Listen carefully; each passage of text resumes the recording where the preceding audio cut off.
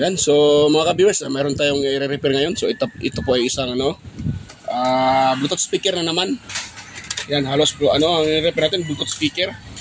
So ang brand nito ay KTS, yan KTS-1280. Yung kanyang model KTS 1280. Yan.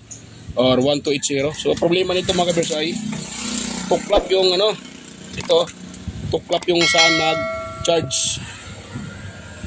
Yan, natuklap. So ngayon, ang gagawin ko dito ay i-convert ko naman ng C-type na charging port. Ayun, so ito po yung gagawin ko naman dyan. So ito ay kadalasan ginagamit ko sa mga repair ko tuwing natutuklap yung pinaka-charging port. So yan. So dito yung may-ari nito, yan sa labas Yan, yan si Busing Kaway Busing. Ay yan si Busing. Yun. Inaantay yung kanyang speaker. Ito yung bangko dahil siya ba niyo? Paano itong bangko?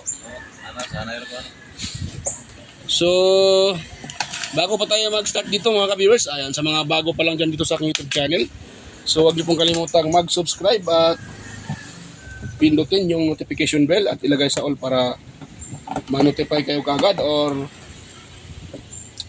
sa aking mga upcoming videos. At huwag niyo rin kalimutang i-share sa iba para makatulong tayo sa mga gustong mag-DIY at mag-repair sa bahay. Ayan, dahil alam ko naman madaming mga mahilig sa mag-repair. Hindi naman lahat ay porque technician ka o hindi ka technician, hindi ka na pwedeng mag-repair. So pwede naman kahit hindi technician, basta susundin lang yung step by step. Ito nga ganitong common na problema, madali lang ito mga ka-viewers sa mga kapwa at mga katik ko dyan, sa mga master. Pero sa mga baguhan, medyo may kahirapan ito. Yan. So yan po. So wag yung kalimutan yan mga kabisa. I-like yung ating video. Yun. So ito na yung kanyang pinaka-board mga kabisa. Yun. So naman yung parang may umano kanina ingay. Yun. So i-open ko ito mamaya mga kabisa. Parang may sa lalim Hindi ako kinto, parang may nahulog dito na mamaya na yan. Ito muna tayo sa pag-troubleshoot nito. So ano natin gawin ito mga ka-viewers, pagka kayo po ay mag-repair, huwag niyong kalimutang tanggalin yung connection ng baterya tulad dito. So tanggalin muna natin para kung sakaling may laman yung battery, hindi masira yung pinaka component sa loob. Yan, kahit meron kayong madikit-dikit dyan, okay lang. Basta wala ng baterya. So ngayon, ang gagawin natin dito, hanapin natin yung connection. Pero tulad dito mga kabers, madali lang naman, mayroon na pala nag-repair nito. Nag-repair yan, iba Wala. Ha? Nana may isurda god. Kulang na dyan. Ay, kalay ni ko na Pero wala nang ipadayan. May naikan. So yun. Mayroon siyang regulator. So itong regulator ng mga kabers, ang papasok dito na voltahe, ata to tingin ko parang naka-series ito Hindi ito naka-parallel. Parang series ata. Ito nga, tingnan natin yung kanyang baterya. Parang to 7 volts, 7.4, dalawang baterya. So pagkakaalam mo nito Hindi siya parallel, hindi naka-series. Pakita ko sa inyo mga ka-viewers para makita nyo. Hindi lahat ng hindi lahat ng speaker ay naka-parallel. Meron din naka-series. O yan. Yun tama yung hinala ko. Nakita nyo 7.4 volts. Yun So ibig sabihin yan, dalawang baterya na 777 plus 777.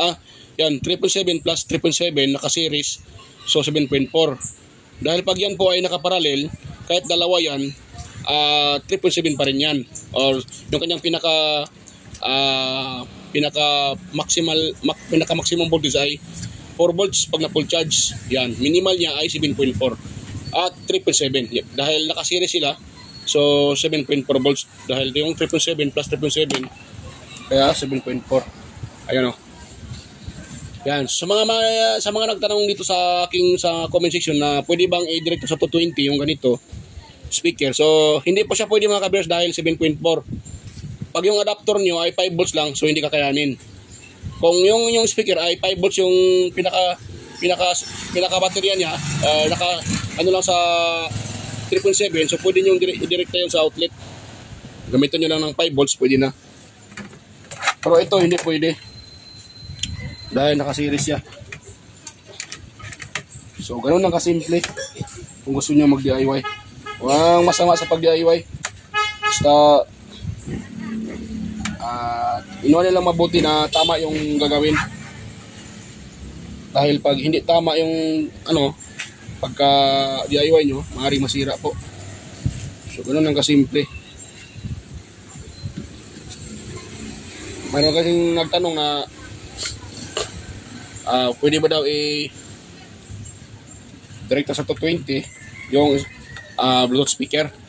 Pwede naman gamitan ng adapter pero hindi lahat. Kasi kung adapter nyo ay 5 volts, yun nga. Pag ganito na naka-series, hindi pwede. Kasi ang pwede naman ito kung mayroon kayong adapter na 9 volts.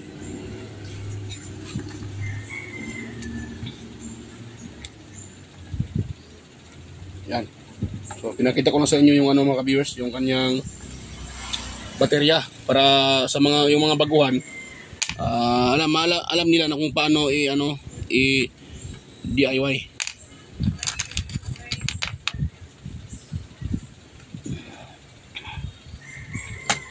Para kaya pumasok ka. Saan yung butas dito?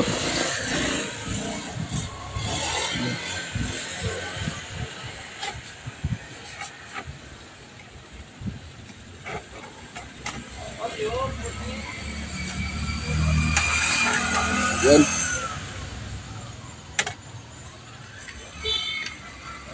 Ayun. So, bago pala di tayo dito maghinang, dito muna tayo kukuha ng supply. Agoy, nakapix pala to eh. Yun lang. Nasa ilalim yung pinaka board niya. Ay. So, kailangan ko itong baklasin. Yan mga ka-viewers. So, baklasin ko muna. Hindi ko na ipakita sa inyo ang pagbaklas yan. Maraming screw eh. Balikan ko na lang kayo pag ito ay nabaklas ko na. Kailangan ko kasing yan. Kailangan kong hanapin yung baklasin dahil dito tayo maglagay ng pinaka-charging port. Dahil pag dito, baka iinit siya. At maluso yung ano bang tawag dyan? Glue stick.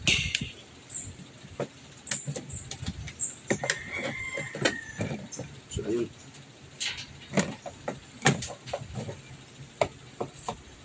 Kira pakatama. Yun. So, dito tayo.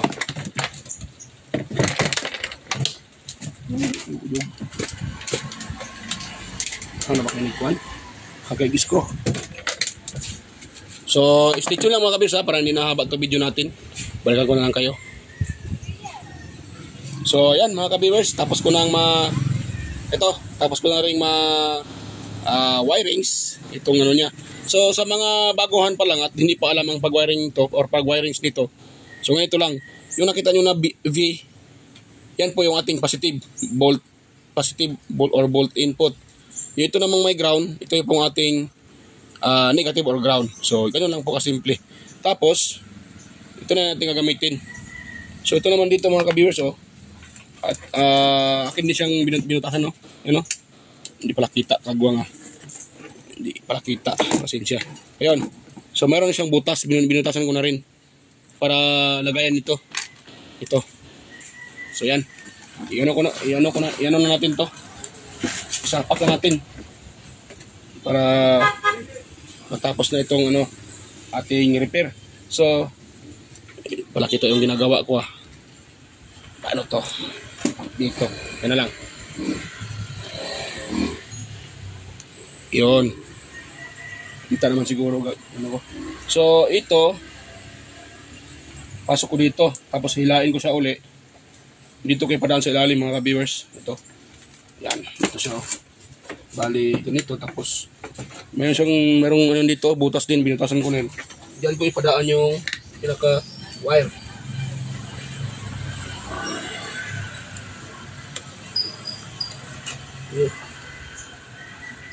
Yung ano.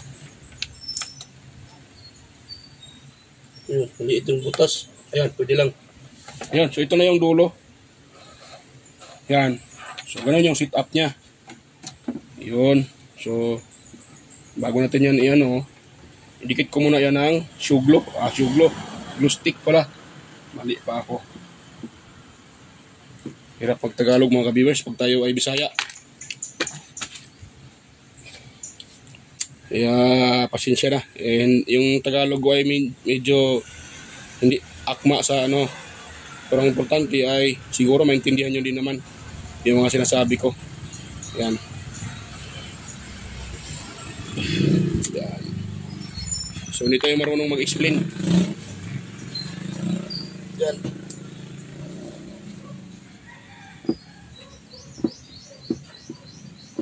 Yun.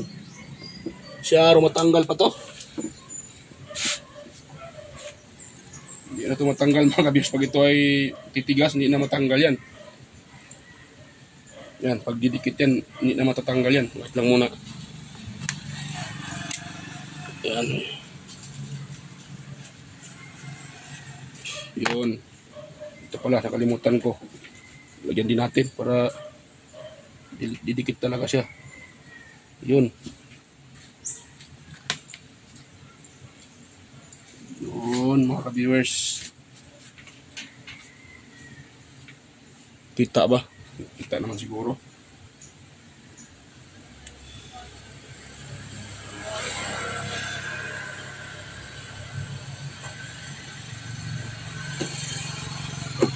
Yan.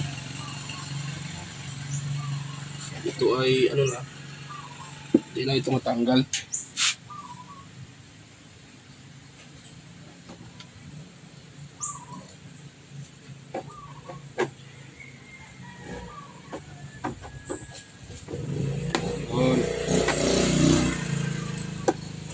Para-paraan lang talaga mga ka-viewers.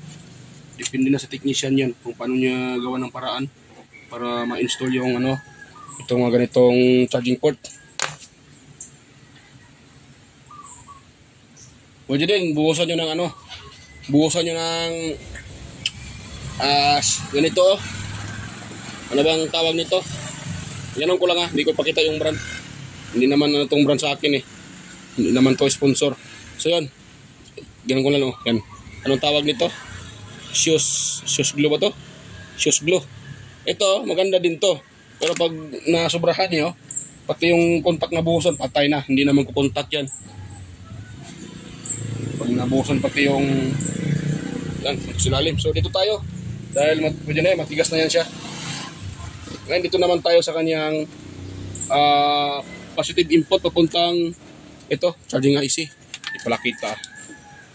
Nakita. Gagawin na natin. Yan. So, hindi pa rin kita.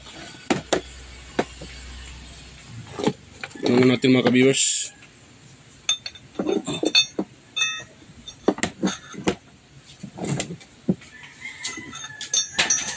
Yun. Para kita. Ngayon, hanapin natin dito yung positive. Ano yan? Ito pala. So dahil ito yung pinaka-charging port niya or charging input, so dito tayo maghanap ng positive. So itong may coil, itong pinaka ano niya, yan o, induction or pinaka-induction coil. Yan po yung kanyang positive. Tapos ang labas naman yan, papunta dito sa ating paa ng ating IC, pin number 3. Yan. So dito tayo magtatap sa taas, mga ka-viewers. Wait lang ha. So naman yun.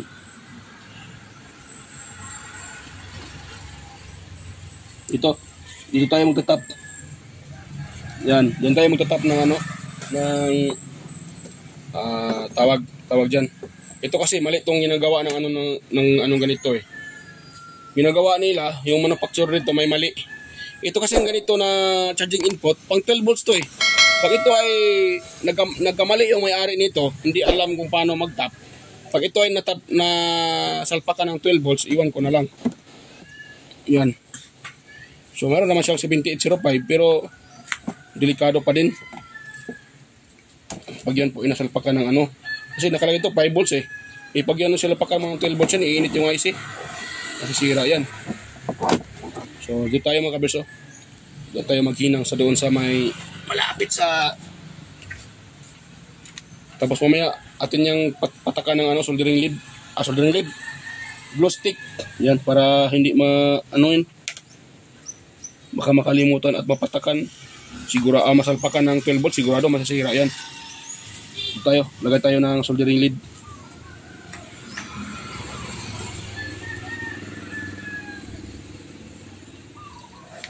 Yun. Tapos itong pinaka-positive nito, yan. Itong kanyang positive, dito tayo magtatap sa yan. Dito tayo magtatap sa positive din. Yan. So ganun lang natin, no, dito.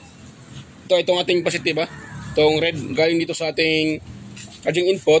So dito tayo magtatap yung so may positive ng ano din sa may charging input din sa kabila ito.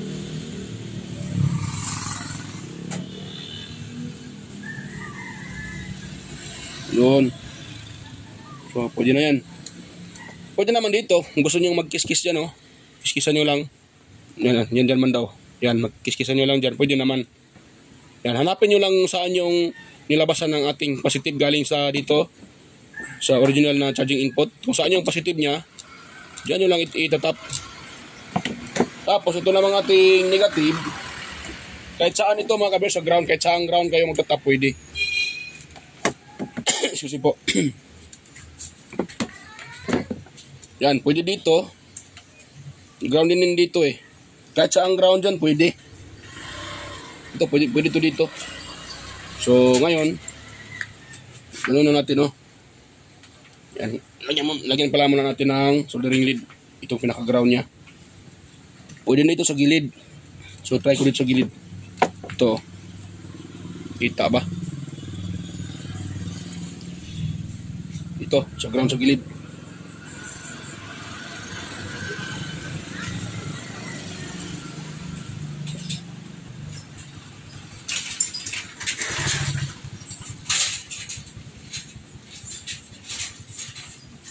Yan. So, dahil may ano na yan, itong ating ground, din tayo magtrap sa pinaka-ground din sa gilid. Kahit saan ground mga kabisa, ground sa battery pwede. Sa body ground dito, sa pinaka-main ground pwede. Basta ground, huwag lang doon sa positive side o sa positive na contact dahil mag-short yan.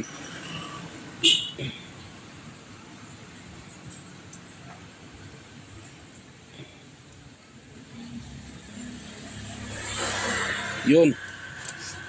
Yun na yan. Ngayon, kuha tayo ng charger. So, try natin siya kung mayroon ba siyang ito. Ito yung aking, kukunin ko na yung aking charger. At ating mag-tap dyan. Napasing. So, ito yung ito yung aking charger. Try natin ditong i-tap sa kanyang pinaka ginawa nating DIY na charging input kung huwag kang huwag kang mahulog. Yun. So, try natin i-tap dito. Mamaya na yung baterya na yan. Try natin kung magre-red yan. Okay yan. Ayan, nagre-red. Open na nga. Yan mga kabers. Wala pang baterya yan Pero, yan, nakita nyo. Nagbi-blink-blink. Dahil yung supply natin ay 5 volts. Hindi siya kinaya. So, kailangan pa rin yan ng baterya. Saan ba na bro? Muna na bro? Ha? Alahin ha? So ayan nagbi-blink yung ating supply. So try natin itap tong kanyang battery. Sana yung battery dito. Tinanggal ko, hindi ko naman tinignan kung saan yung mayroon naman nakalagay dito mga viewers. Limbarok talaga. Ayun, may nakalagay na ito B+. So ito yung kanyang battery. Ayan, tap natin. Yun. Ayan o, nag-steady na mga kabers o. Nag-steady na yung ano, nag-steady na. Ayan o. So, pag ito ay tatanggalin ko, wala yan. So, wala na. Diba? O, ngayon, itagay ko ito, charging yan. Ayun o, diba? Ganun lang kasimple. So, wait lang ha, asimbol ko muna ito. Balikan ko lang kayo, pag ito yung asimbol ko na. Ano?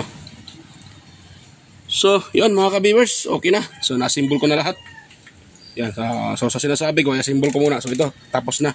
So, pinakita ko naman kung paano ko inilagay ito. Ito, pinaka-charging port. Yan, kung saan ko inilagay at paano ko tinatap. So, okay na yan. Ayun, ititest natin pero bago pa tayo mag-test. Ayan. So, shout out sa inyo lahat, sa mga silent viewers dyan, organic viewers, sa mga bagong subscribers at sa mga old subscribers. Ayan, at saka sa mga matagal ko ng mga supporters, sa mga hindi pa nakapag-subscribe dyan. So, baka naman, back ka naman. Pa-subscribe naman dyan, mga idol. So, testing natin. At salamat po sa inyong panonood. So, ito, testing natin.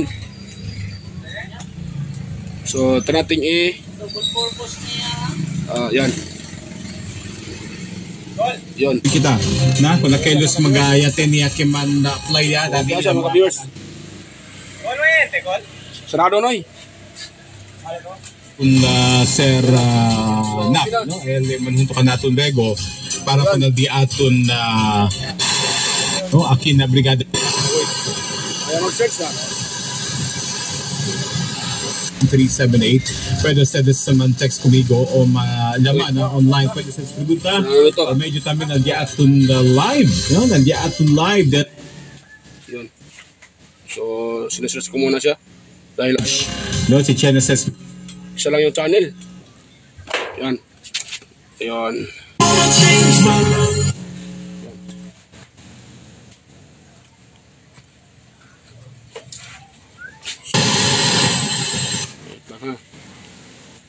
Yan. Search natin para siya makakuha ng makasagap ng iba pang channel. Isa lang yung channel na makuha niya kaya sinesearch ko muna para makakuha na pang ibang channel.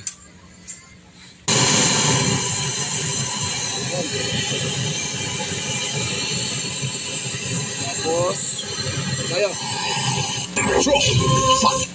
I never lead the way. Guiding star. Okay na, huwag natin tagalan. Masipat tayo ni Lolo. Delikado tayo pag masipat tayo ni Lolo. Lolo. So okay na mga ka-viewers. Goods na. Pwede itong gamitin ng mayari. Yan. So, ayan si Busing oh.